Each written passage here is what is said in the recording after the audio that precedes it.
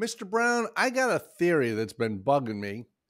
Oh, I do tell. think the I think the flight review, formerly the biennial flight review, now the flight review, I Yep. think that might be the most misunderstood flight training component in the whole business.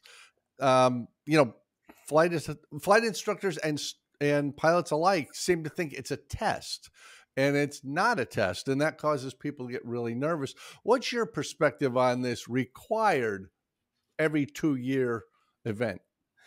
Well, first of all, when it became required back in about 1970, 71 or 72, somewhere back in there, my first thought, because I was flying back then, back when the Wright brothers were still young, um, I remember thinking, I don't need that. How stupid is this? And over the years, I've come to realize that it's really a pretty good idea. And but you can't fail it. The worst case scenario is that the flight instructor might say, "Hey, let's fly one more time, or a couple of more times, depending on how long you've been out of it." Especially if you're a rusty pilot coming back in. But you can't fail it. So you should look at it as a learning experience, as an opportunity to have some fun with another pilot. I gotta admit, I started flying a little after you because I'm only in my mid 30s. Um, I started flying in the late 80s, mid to Right. late 80s, and I thought I had a handle on it, just like you. And I was a flight instructor by the mid 90s when all of a sudden airspace changed. And that's one of the things I think people miss because not all the changes are that big, but there are significant changes that occur, whether that's equipment like ADSB or whether it's airspace when we went to Alpha Bravo Charlie Delta, even how we gather our information for weather briefings, all of that can be included in a flight review because the requirement, as you well know, Mr. Brown, is 1 hour of ground, 1 hour of flight minimum. But there's nothing that says what you specifically have to be limiting yourself to. You can fly in anything you're rated for. It Right. actually could be a fun experience to go fly with an instructor and spend an hour or two having a coffee with an instructor and just learning, hey, what have I missed over the last couple of years, or what could I be better at? Yeah, I think you told me, I think at one point that obviously you're single engine land rated and C, as a matter of fact, but I think you said you took your flight review in a Stearman because you had never flown a Stearman before. Yeah. Yeah. I've done them. I did my first one in a Cessna 150 because that's what we were flying at the flight school I Right. worked at. But I've done them in 150s, 172s, 182s, Super Cubs on land and sea, J3 Cubs on land and sea, Stearman. I did one in a twin once. I There you mean, go. if you're rated for it, go have some fun and learn something. Yeah, you're right. It's 1 hour minimum ground and 1 hour minimum in the air. And if you look at 6156, which is the reg that talks about that, it there are some guidelines there on things that broad subjects that you have to look at, but within that, specifically what you do is really largely up to you as the pilot. Jamie, you can design your own flight review. If you were coming to me for one, first of all, I'd be saying, "What can I do to screw him up?" But no, I'm just kidding. If you were coming to me to one, I'd say, "Where do you think your weaknesses are? What do you want to work on?" And Yeah. and build a flight review around that. That's exactly the approach I take. I got to admit, I'm very annoyed as a customer if I go to a flight review with a CFI I've never dealt with before, and it starts off as a quiz. Yeah. I'd much rather sit down with somebody and say, so what's a normal flying experience like for you? Do you fly 300 miles over the horizon? Do you just stay in the local area? Are you flying a little tail dragger or are you flying a Baron? What is general aviation to you and what can we work on that helps you be more confident and competent? It's really not me quizzing you to see, hey, do you remember what a taxiway sign looks like when you're on the taxiway as opposed to when it's telling you? It would be Right. nice if you knew that, but as you say, you can't fail. We're just talking about it.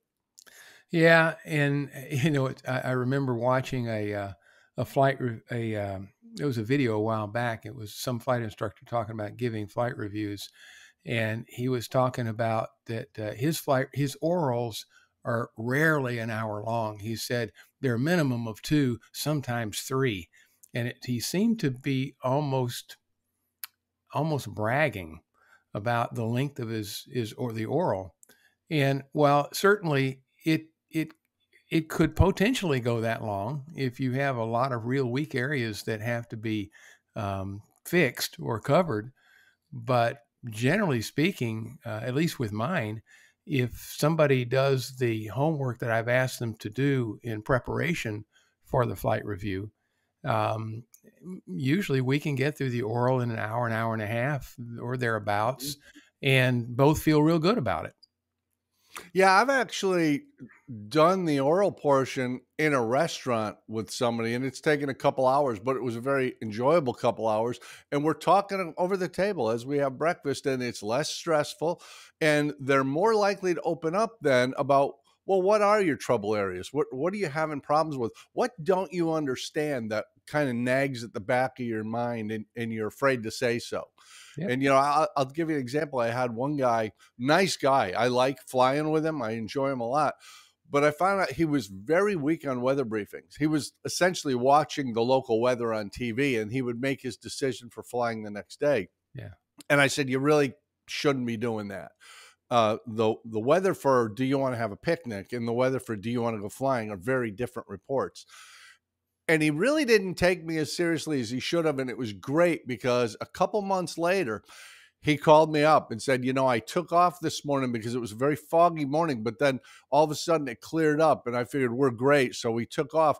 He got about 4 or 5 miles away and it closed back in again. And it was a really stressful flight back because he was only looking at the neighborhood. He wasn't looking at the wider picture. And he's like, I'm never going to do that again. I really learned something from that. Now, I'm sorry it took him scaring himself. Yeah. But the fact that you can have that discussion and let people know those shortcuts, the things you get used to over time, probably not a good idea. There's a reason we do what we do to keep ourselves safe. Yeah. Just remember, you can't fail it. Well, now, if the advice then to a student is I shouldn't say a student, you're a pilot, you're a certificated pilot at whatever level, whether it's private, commercial, ATP, take some control over that and think about it beforehand, that what you want to talk to the CFI about and what type of aircraft you want to fly and what you want to do. Maybe you haven't done stalls in 2 years or 4 years or 8 years. Maybe we want to do those. Or maybe we want to do some navigational stuff because GPS is new to you. But what kind of advice would you have for the CFI, especially the young CFI, the new CFI? I shouldn't say young because some of them are our age. Yes. Who are just starting to do flight reviews. What advice would you have for them when you're dealing with a client to make it truly beneficial for the client? Well, first of all, AOPA has some resources on the focused flight review. If you go onto AOPA's website, it's easy enough to find. And that's really kind of a step-by-step guide and a number of different scenarios that can be used for kind of guiding that flight review. But I think even absent that, I think the biggest advice I would just simply say is ask questions. Ask what do you feel like you're weak on? What would you like to work on? Because I can assure you, if you don't come to me with something you'd like to work on, I have ideas. But I'd rather hear yours.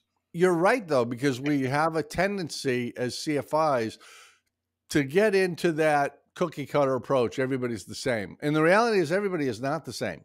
They're flying different missions and different aircraft. Some people are flying 3 hours a week. Some people are flying 5 hours a year. They're going to take different approaches to get through that flight review and make it a valuable thing. And you're not really shooting for the minimum, the 1 hour ground, 1 hour flight. You're really looking at, where are you competent? It's almost like a tail dragger sign off or adding a seaplane rating where you're training to competency, not to a specific number of hours. And it doesn't do you any good if you meet the bare minimums and then you go off with big holes in your knowledge base. Well, that's kind of an issue. Yeah, it's the quality, not the quantity. Ooh, I like that. Can I write that down? That's another Pat Brown quote. You can use that. You could have a 2 or 2.5 hour flight and not really come back feeling it's kind of like Chinese food. You could be hungry in 30 minutes. Uh, so yeah, you can have a 2-hour flight and really not feel like you really got anything out of it. Or you can have a 1-hour flight that's chock full of really good stuff and come back and say, man, oh man, that was really good. So it isn't necessarily the quantity. The quantity. It is the quality. That was your thing, right? It's the quality, not the quantity. It's the quality, not the quantity. Okay, I might have been having a stroke there, so I might have missed that. I'm not sure. It's the quality, not the quantity.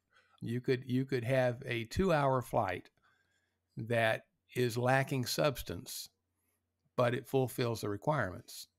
Or you could have a 1-hour flight that's chock full of really, really good stuff and meets the requirements, and you walk away feeling like you've had a satisfying meal.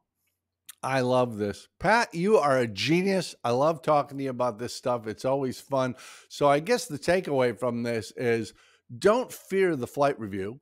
As a client, take some control over it and tell the CFI what you want to work on or what areas you think you're weak on. As a CFI, treat each client as an individual and base the flight review on their needs, not your presumption of what their needs might be, Exactly. and have some fun with it if you can, because let's face it, flying is an enjoyable experience. And when you're flying with somebody in a situation where you can't fail, and as you say, you can't fail a flight review, Right. at worst, it's dual received, and we're That's going to right. do another flight. That's right. That's kind of good deal. I think everybody should stop fearing it and just go schedule. And you don't even have to wait for the 24 months. You can do it whenever you want. Well, if you're a member of the Wings program, the FAA Wings program, actually, if you complete a phase of Wings, that's as good as a flight review. So, if the folks that are listening haven't investigated Wings, just go to FAAsafety.gov. You can learn everything that you want to about it, and it's really easy and it's You fun. you are just a fountain of factual information. This is why I hang out with you, Pat. Don't fear the flight review. Don't fear the Reaper. More cowbell. All of those. Thanks, Pat. I appreciate it. I'll get back together with you soon and we'll do this again. Sound All good? right. Later.